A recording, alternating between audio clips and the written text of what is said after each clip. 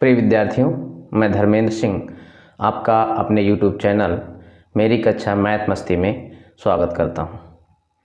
आइए आज हम लोग देखेंगे औसत चाल। औसत चाल कैसे निकाली जाती है, उसके कंडीशंस क्या हैं, किस तरह से क्या क्या दिया रहेगा तो हम लोग औसत चाल निकाल सकते हैं, ये सब आज के वीडियो में हम लोग देखेंगे। इससे पहले मैं ये कहना चाहूँगा कि आप यदि मेरे चैनल में नए हैं तो इसको सब्सक्राइब करना ना भूलें, और जो लोग पहले से इसको सब्सक्राइब किए हैं उसको शेयर करें, इसको आगे बढ़ाएं। आइए देखते हैं औसत चाल। देखिए, चाल मैंने बता दिया था कि जब हम लोग क्या करते हैं, कहीं गति अवस्था में रहते हैं तो जब हम दूरी को समय से भाग दे देते हैं तो वो चाल कहलाती है। और चाल का मतलब है कि टाइम ड्यूरेशन जो है वो बहुत कम रहे। आप गाड़ी में जो स्पीडोमीटर देखते हैं उसके आधार पर आप कह सकते हैं कि इस समय चाल इतनी है। एक समान चाल रहती नहीं है, गाड़ियों में थोड़ा बहुत कम ज़्यादा होती रहती है। आज हम लोग देखेंगे औसत चाल। औसत चाल का मतलब है कि आपने कितना दूरी तय किया और उसमें कितना समय लगा। ठीक है, तो इसको औसत चाल कहते हैं। कहने का मतलब है औसत चाल को हम लोग v बार से प्रदर्शित करेंगे। ये होगा चली गई कुल दूरी, चली गई कुल दूरी, कुल दूरी बटे कुल समय, कुल समय। देखिए यहाँ पर चली गई कुल दूरी और बटे कुल समय। कई सवालों में ये आता है कि पहले इतने समय में इतना दूरी तय किया, फिर दूसरे समय में इतनी दूरी तय किया, तीसरे समय में इतना दूरी तय किया। तो इस तरह के सवालों के लिए आपको ये सूत्र तैयार रखना है ना।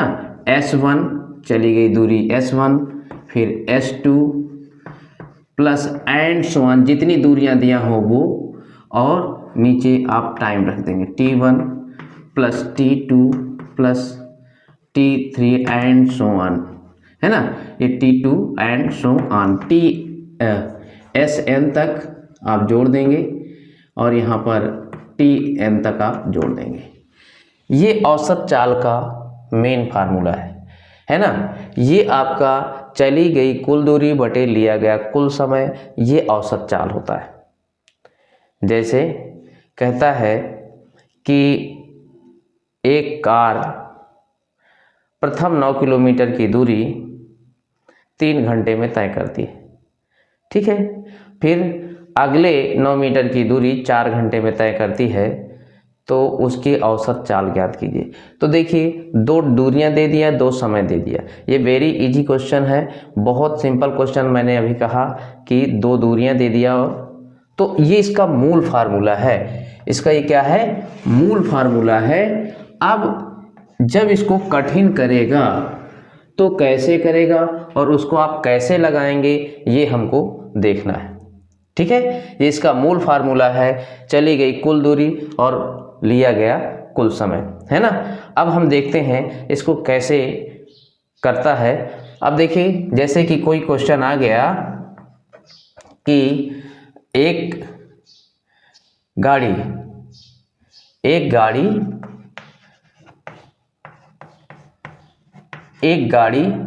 V1 चाल से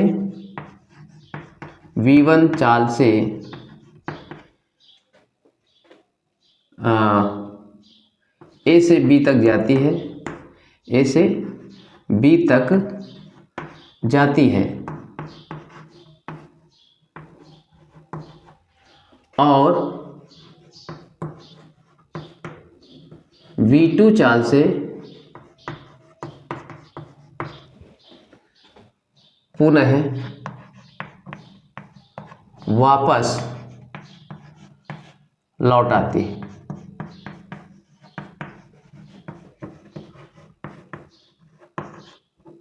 तो औसत चाल ज्ञात कीजिए।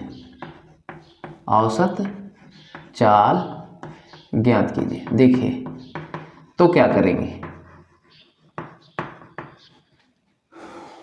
दूरी नहीं दिया है,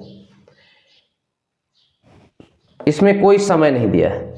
एक गाड़ी v1 चाल से a से b तक जाती है, a से b तक वो v1 चाल से जाती है ना। यहाँ से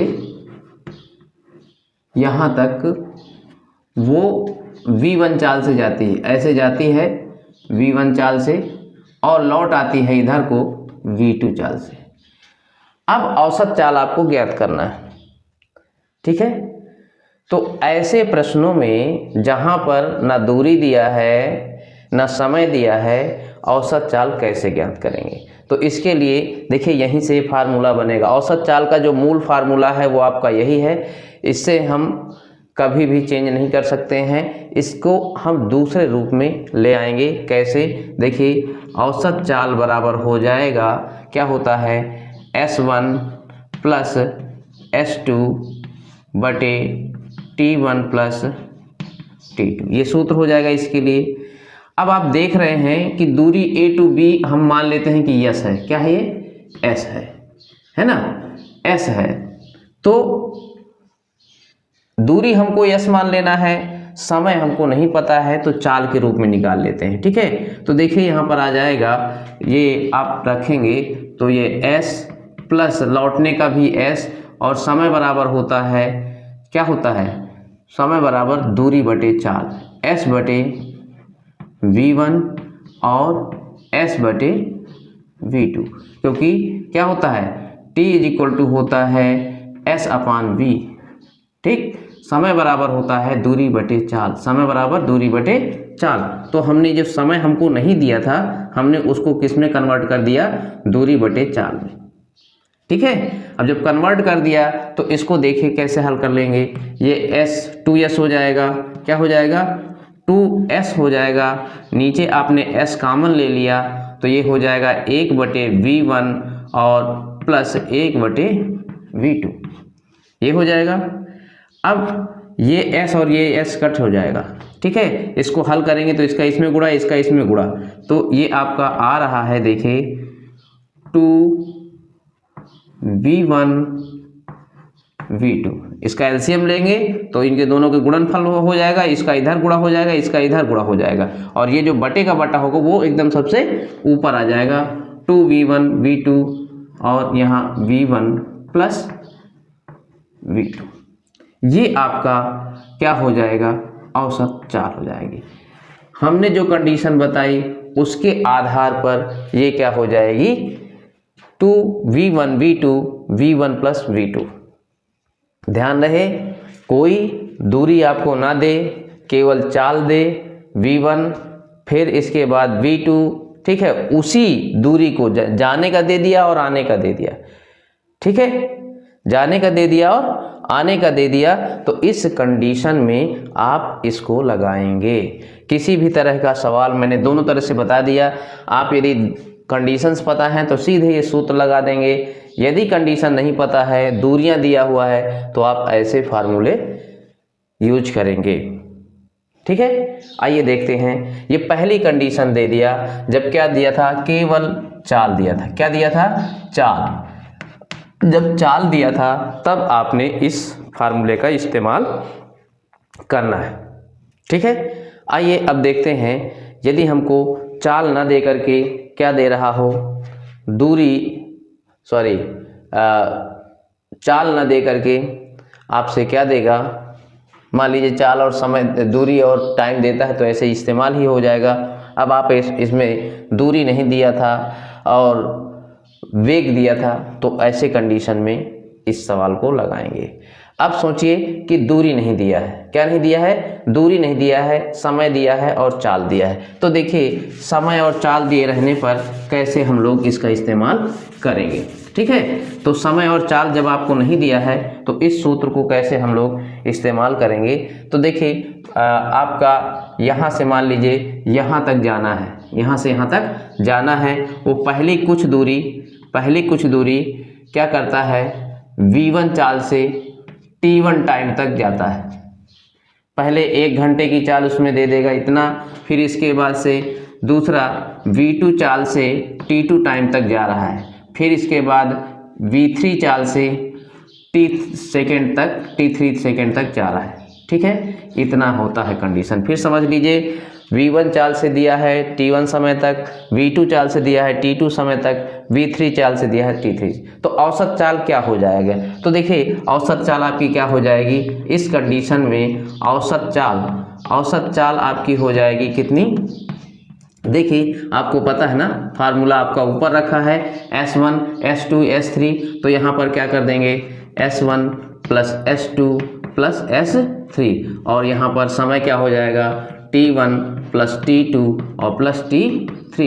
लेकिन अब देखें कि इसमें तो दूरी दिया ही नहीं है, समय तो है हमारे पास, दूरी नहीं दिया है। तो क्या करेंगे, आपको समय से छेड़खानी नहीं करना है, समय से कुछ नहीं करना है, आपको क्या करना है दूरी को चेंज कर देना है। दूरी बराबर आप जानते हैं क्या होता है, दूरी बराबर होता है चाल गुणे समय। ठीक है, तो ये आ जाएगा, यानी S की जगह पर आप रख देंगे T इंटू V, है ना। तो ये देखिए आपका सूत्र आ जाएगा यहाँ पर, औसत चाल V bar is equal to कितना, यहाँ पर V bar is equal to आपका आ रहा है कितना, S1 plus S2 plus S3। दूरी दिया था नहीं दिया था, दूरी नहीं दिया था। अच्छा, इसी को चेंज करना है तो देखिए क्या आ जाएगा आपका यहाँ पर V1 into T1 plus V2 into T2 plus V3 into T3, और बटे में यहाँ पर समय कुछ नहीं, T1 प्लस T2 और प्लस T3।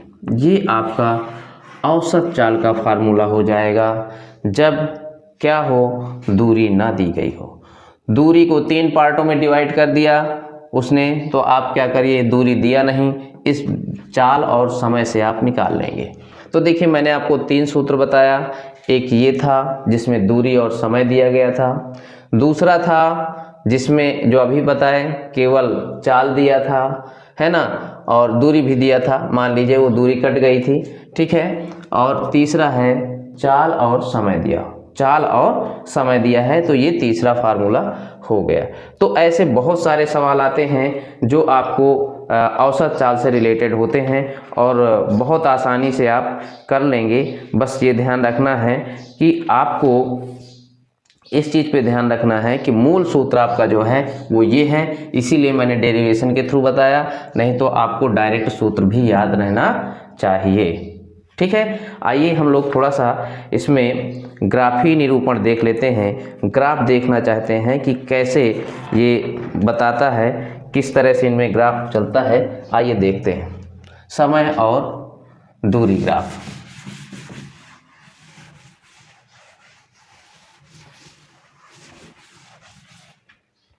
समय दूरी ग्राफ,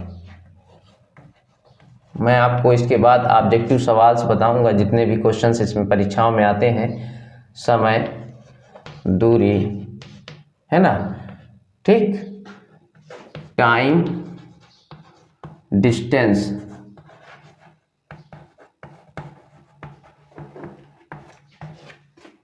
ग्राफ,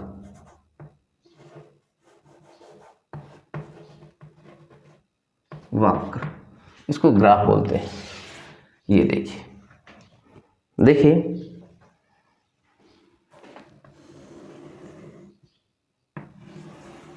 ये है, ये आप इसमें एक में क्या कर दें, टाइम कर दें, और एक में ये समय कर देते हैं हम लोग टाइम, और इसमें हम लोग कर देते हैं दूरी। ये देखिए, ठीक है, ये देखिए यहाँ पर हमने ऐसे कर दिया, वाई अक्ष में दूरी कर दिया और एक्स अक्ष में हमने कर दिया ये। अब देखिए जैसे हम कई ग्राफ इसी में बना देते हैं, ये देखिए, ठीक है, फिर दूसरा बना देते हैं,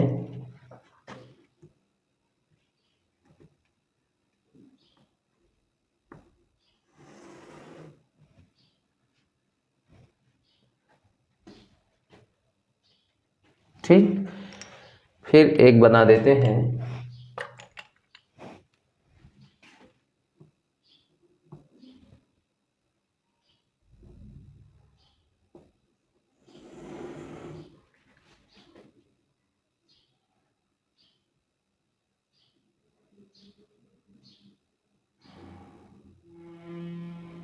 ठीक, इस तरह से। तो देखिए ये कई ग्राफ मैंने बताया, किसी को नंबर 1 डाल देते हैं, इसको नंबर 2 डाल देता हूँ मैं, और इसको नंबर 3 डाल देता हूँ। ठीक है, देखिए क्या क्या बताता है। पहले हम नंबर 1 की बात करें। हमको कोण देखना होता है क्षैतिज के साथ।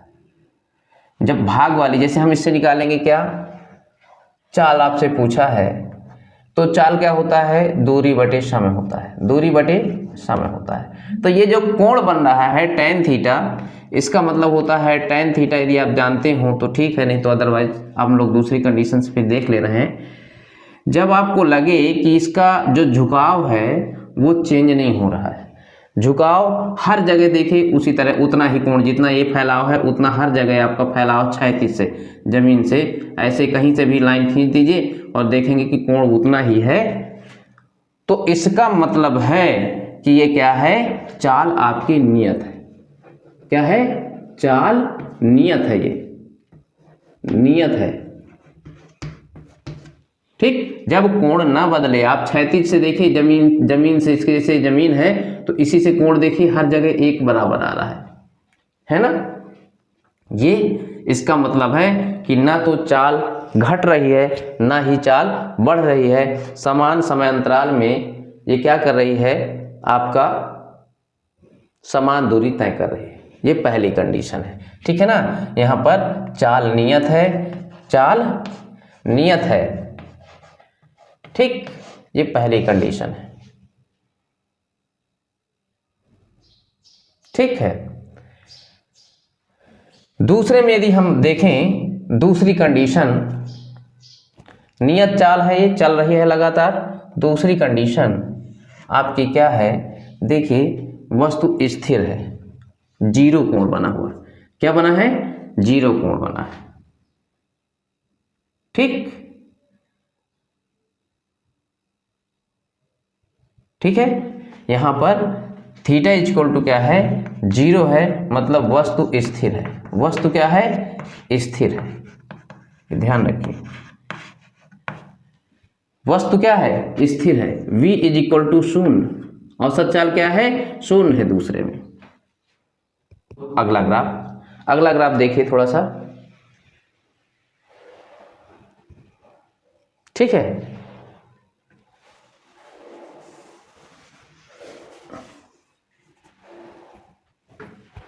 यदि कहीं ऐसा ग्राफ बना हो, ठीक, ये ग्राफ बना तो क्या कहेंगे, यहां पर देखिए, यहां इतने से इतने तक क्या है, चाल नियत है। यहां स्थिर प्रतीत हो रहा है, ये क्या है, स्थिर है, और फिर ये क्या है, बढ़ रहा है।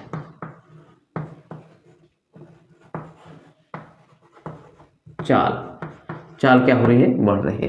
तो आपको यहां देखना है कि जैसे जैसे कोण आपका घटे बढ़े, आप समझ जाइएगा कि जैसे ये कोण समांतर हो गया तो ये स्थिर हो गई वस्तु, ये कोण बन रहा था तो क्या है, ये चाल बढ़ रही थी, मतलब चाल नियत थी, और यहाँ पर फिर एकदम कोण बढ़ रहा है तो इसका मतलब चाल बढ़ रही है। इस तरह से हम लोगों ने इसको देखा, दूरी और समय ग्राफ को।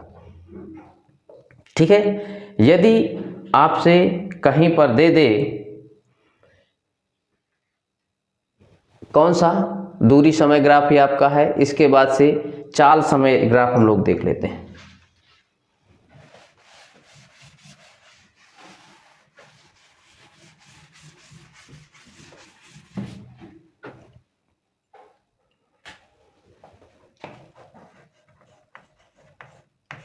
चाल समय ग्राफ, वक्र। देखिए यहाँ पर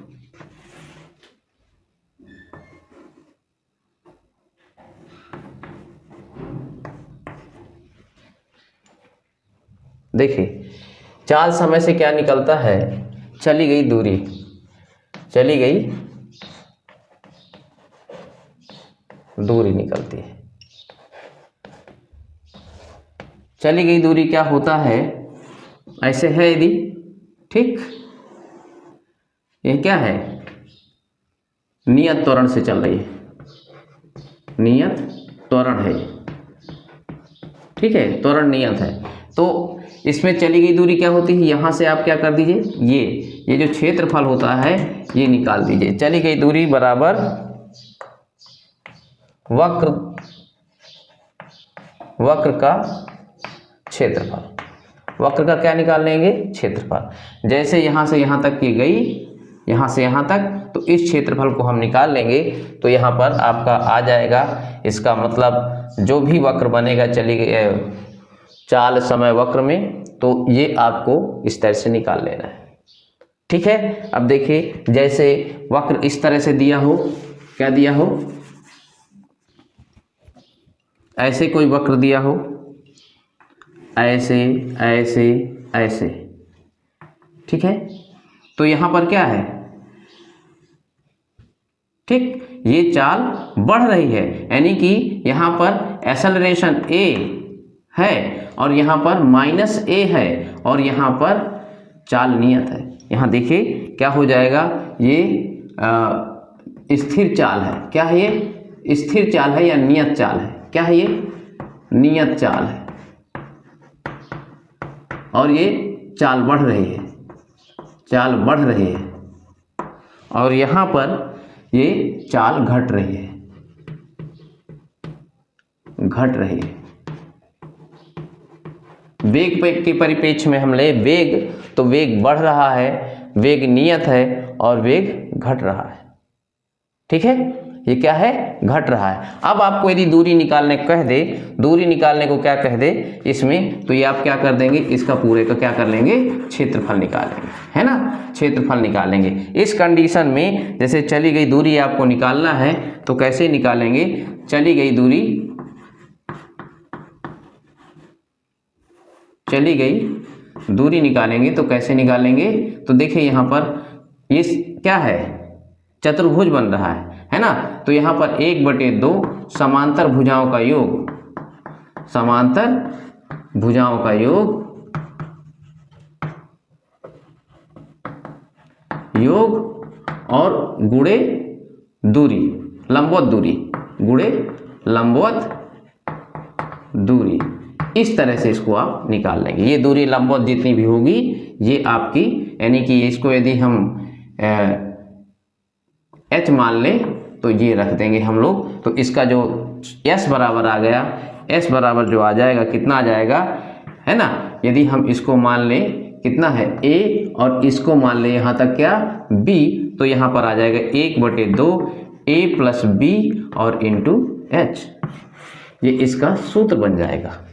ऐसे यदि कहीं ग्राफ देता है तो इस तरह से आपको लगाना है, ठीक है। ज़्यादा वक्र नहीं पूछता है, कभी कभार ये पूछता है। आइए हम लोग देख लिए हैं औसत चाल, औसत आपकी चाल के रूप जितने भी बन सकते थे वो मैंने आपको बताया भी।